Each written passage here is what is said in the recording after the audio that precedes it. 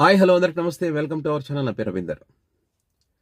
TDP party నాయకులు కానీ, వాళ్ళ అనుకూల పత్రికలు కానీ, వాళ్లకు అనుకూలంగా తీర్పులు రాకపోతే న్యాయస్థానంలో వాళ్ళ వార్తా కథనాలు ఏ రకంగా ఉంటాయనడానికి ఎగ్జాంపుల్ ఈరోజు వాళ్ళకు అనుకూలంగా ఉండే పత్రికలు ఏవో మీకు తెలుసు కదా. ఆ పత్రికల్లో వచ్చినటువంటి వార్తా కథనాలే ఉదాహరణ.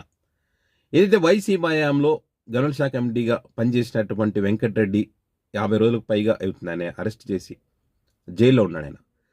మరి ఆయనకు ఈరోజు బెయిల్ వచ్చింది. ఆ బెయిల్కి సంబంధించి గుట్టు చప్పుడు కాకుండా బెయిల్ వచ్చిందని చెప్పి వాళ్ళ వార్తా కథనాలు రాశారు. ఎట్లా ఉందంటే వాళ్ళది, అప్పుడే ఎట్లా బెయిల్ ఇస్తారు? కనీసం మమ్మల్ని అడగాలి కదా. లేకపోతే ఒక 10 ఏళ్ళైన వాళ్ళను బెయిల్ ఇవ్వకుండా అట్లాగే జైల్లో ఉంచాలి కదా. అట్లా బెయిల్ ఎట్లా ఇస్తారు అనే విధంగా వాళ్ళకి వార్తా కథనాలు ఉన్నాయి. గుట్టు చప్పుడు కాకుండా ఎక్కడైనా బెయిల్ ఇస్తారా? అంటే న్యాయమూర్తి ఎవరితో మాట్లాడకుండా వాదన వినకుండా నీకు బెయిల్ ఇచ్చేస్తుంది తీసుకొని పో అంటాడా? ఏదో ఒక సినిమాలు చెప్తారు కదా, బ్రహ్మానందం ఉంటాడు, ఇచ్చాను సార్ బెయిల్ ఇచ్చేయండి అంటారు కదా. అట్లా ఏమైనా అంటారా? ఏమైనా సినిమా ఇది? కనీసం ఆలోచన ఉండాలి కదా వీళ్ళకు. ఆ వార్తలు రాసేటప్పుడు న్యాయమూర్తి ఆలోచన చేస్తారు కదా. ఇరువైపుల వాదనలు వింటారు. ఎవరి వాదనలో దమ్ము ఉంది, ఎవరి వాదనలో దమ్ము లేదు, ఎవరు న్యాయం వైపు ఉన్నారు, ఎవరి వైపు న్యాయం ఉంది, ఎవరు అన్యాయంగా మాట్లాడుతూ ఉన్నారు, వాటన్నిటిని పరిశీలించిన తర్వాత ఖచ్చితంగా అప్పుడు ఆలోచన చేసి ఈ వ్యక్తికి బెయిల్ తీసుకోవడం, ఈ వ్యక్తి బెయిల్కు అర్హుడే అని చెప్పి అప్పుడు బెయిల్ ఇస్తారు. మరి ఏసీపీ సరైనటువంటి వాదన వినిపించలేదంటే, సరైనటువంటి ఆధారాలు లేనప్పుడు, సరైనటువంటి సాక్ష్యాలు లేనప్పుడు మరి కోర్టుల వాళ్ళు వాదనలు గట్టిగా వినిపించలేరు. మరి వాదనలు వినిపించలేదు, ఆధారాలు లేవన్నప్పుడు ఆ వ్యక్తి తప్పు చేయలేదని కదా దాని అర్థం. మరి న్యాయస్థానం ఆ రకంగా ఆలోచన చేస్తుంది. ఆ కేసం కొట్టేలేదు, బెయిల్ ఇచ్చింది అంతే.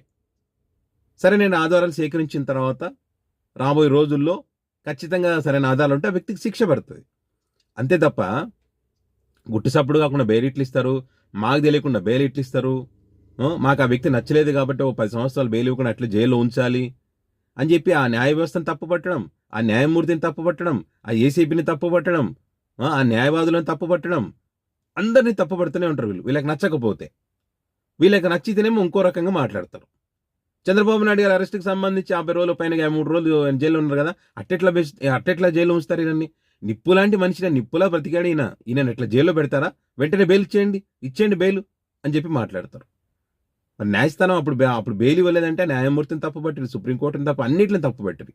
లాస్ట్కి ఏం చెప్పి బెయిల్ తెచ్చుకున్నారు అందరికి తెలుసు కదా.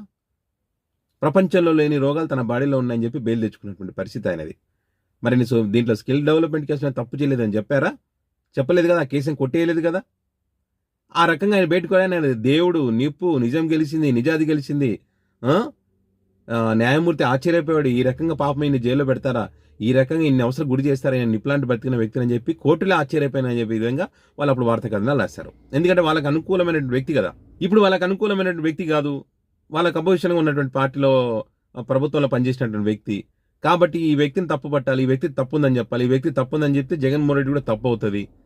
అప్పుడు ఆ ప్రభుత్వంని మళ్ళీ అబాస్ పాలు చేయొచ్చు. మేమే నిప్పులం, వాళ్ళు కాదు, వాళ్ళు తుప్పులు అని చెప్పాలి. ఇది వాళ్ళ ఎజెండాగా కనిపిస్తుంది తప్పితే మరి న్యాయస్థానాలు గౌరవించే విధంగా ఎక్కడైనా కనిపిస్తూ ఉందా?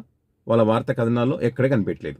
ఇలాంటి వ్యక్తులు ప్రజా సమస్యలను ప్రభుత్వం దృష్టికి తీసుకుపోయి వాళ్ళ సమస్యలు పరిష్కారం చేస్తాం, మేము న్యూట్రల్ జర్నలిజం చేస్తాం, విలువైన జర్నలిజం చేస్తాం, ఎవరికి ఏ అన్యాయం జరిగినా కూడా మేము తక్షణం మా వార్తా కథనాలు ఆ రకంగా ఉంటాయి, ప్రభుత్వాలు స్పందించాలో వణికిపోవాలని చెప్పి ఆ రకంగా వీళ్ళు చెప్పడం, నీతులు చెప్తారు. మళ్ళీ వీళ్ళకి ఎవరు నచ్చకపోయినా కూడా వీళ్ళకి బెయిల్ ఇవ్వకూడదు, జీవితాంతం జైల్లోనే ఉండాలి. గతంలో జగన్మోహన్ రెడ్డిని అట్లే చేస్తున్నారు కదా. ఒక కేసులో బెయిల్ ఇస్తే ఇంకో దాంట్లో ఇరికించడం, ఆ రకంగా వాళ్ళ ఆస్తులు అటాచ్ చేయడం, అట్లా చెయ్యాలి. చేసి వాళ్ళని అనగదొక్కాలి, వాళ్ళ పైకి ఎదగకూడదు, వ్యతిరేకించాలి.